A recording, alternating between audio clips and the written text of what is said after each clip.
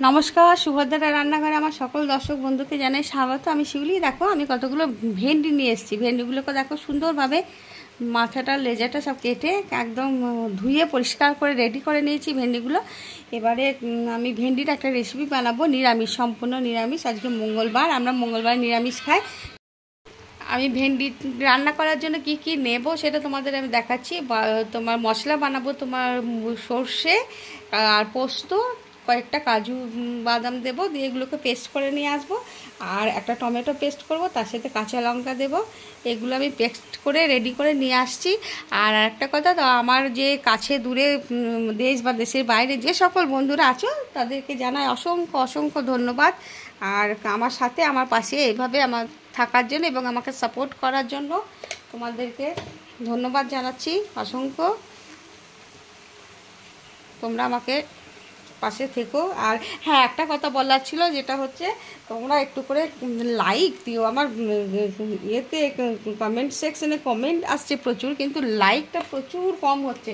একটু প্লিজ তোমরা একটু লাইক দিও, একটু সাপোর্ট করো আমাকে। এই যে আমি দেখছো তোমাদের ভেন্ডিটার মধ্যে একটু বেসন আর একটু হলুদ গুঁড়ো আর তোমার নুন এগুলো মাখিয়ে নিলাম। এবার আমি ভেন্ডিগুলো একটু ভেজে নেব। কড়াইয়ে আমি দেখো কড়া বসিয়ে দিয়েছি গ্যাসে, সর্ষের তেল দিয়েছি। রান্নাটা কিন্তু আমি সর্ষের তেলেই করব। আর তেলটা গরম হয়ে গেছে। এবার আমি ভেন্ডিগুলো তেলের মধ্যে দিয়ে দিচ্ছি। এগুলোকে আমি ভেজে তুলে নেব। আমার ভেন্ডিগুলো ভাজা হয়ে গেছে, সুন্দর করে আমি লাল লাল করে ভেজে নিয়েছি। আমি এবার এগুলোকে আমি তুলে নিচ্ছি ভেন্ডিগুলো।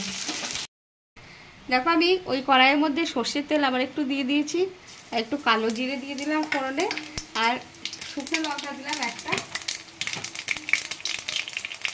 এবারে আমি দেখো ফোড়নটা ভাজা হয়ে গেছে, যে টমেটোটা পেস্ট করে রেখেছিল সেই টমেটো পেস্টটা আমি দিয়ে দিলাম। আমার টমেটোটা আমার কষানো হয়ে গেছে। এবারে আমি একটু লবণ দিয়ে দিচ্ছি, স্বাদ অনুযায়ী লবণ দিচ্ছি।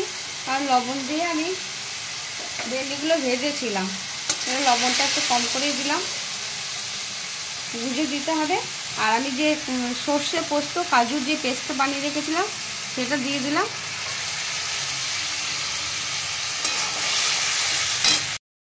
আমি মিক্সির জারটা ধুয়ে জলটা দিয়ে দিচ্ছি। এবার আমি একটু কাশ্মীরি রেড চিলি পাউডার দেব, আর সামান্য এক ফোঁটা হলুদ দেব, হলুদ গুঁড়ো দিয়ে দিলাম। এবার আমি একটু ভালো করে কষিয়ে নেব। আমি দেখো 1 চামচ, এই 2 চামচ মতো টক দই দিয়ে দিলাম। টক দই থাকলে তোমাদের কাছে দেবে, না হলে দেবে না। টমেটো বা টক দই একটা কিছু দিলেই হবে, আমার কাছে দুটোই রয়েছে তাই দিলাম। আর একটু চিনি দিয়ে দিলাম।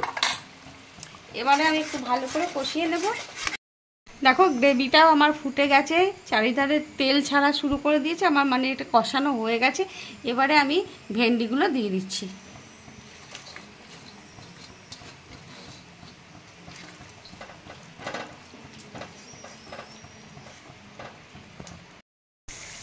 দেখো আমার ভেন্ডি রেডি হয়ে গেছে, একদম রেডি। এবারে আমি গ্যাসটা অফ করে দিচ্ছি।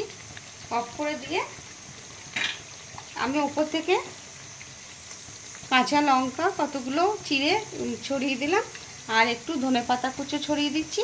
দিয়ে আমি এবার গ্যাসটা অফ করে দিচ্ছি। কিছুক্ষণ স্ট্যান্ডিং টাইমের জন্য রেখে দেবো, দিয়ে তোমাদের সার্ভ করে দেখাবো।